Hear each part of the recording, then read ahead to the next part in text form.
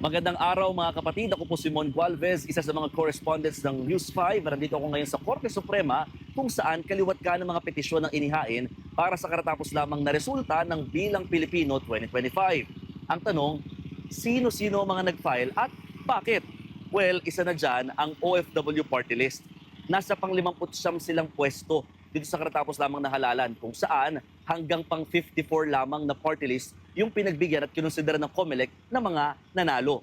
Ang sinasabi kasi ng grupo, dapat daw magkaroon ng recomputation sa nangyaring pag-allocate ng mga upuan para nga sa darating na 20th Congress. No, dahil sinasabi nila, yung mga nakakuha doon ng 2% na boto ng mga party list, dapat daw hindi na sinama yung kabuuang boto para magkaroon ulit sila ng mga karagdagang upuan. Mas dapat daw ibinigay na lamang yun sa mga nasa ibaba, no, mga nasa laylayan, ika nga ng OFW party list, yung mga tunay na nagre-represent daw sa mga marginalized at mga unrepresented sectors gaya na daw ng overseas Filipinos at mga seafarers. Pangalawang punto nila, sana raw gawing 64 at hindi 63 lamang yung seats na inilaan sa party list organizations para mag-comprise sa 20% na allocation na ibinigay sa party list para nga sa bilang ng mga congressman na uupo.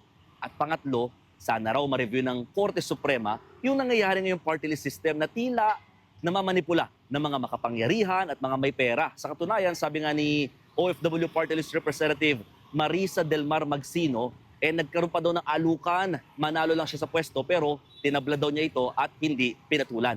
Isa pang nag-apply or naghain rather ng petisyon dito sa Korte Suprema, si Attorney Harold Respicio. Sounds familiar? Siya yung Vice Mayor-elect ng Reyna Mercedes Town dyan sa Isabela na kinasuhan ng COMELEC dahil daw sa pagpapakalat ng fake news kaugnay sa pagkakaroon daw ng dayaan sa mangyayaring halalan.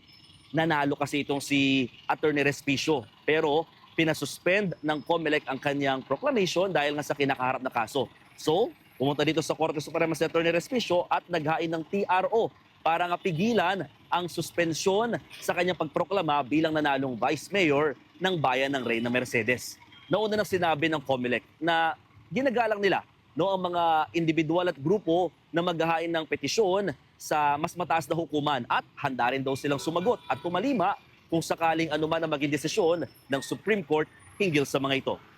Muli, ako po si Mon Gualvez at yan ang Frontline ngayon mula rito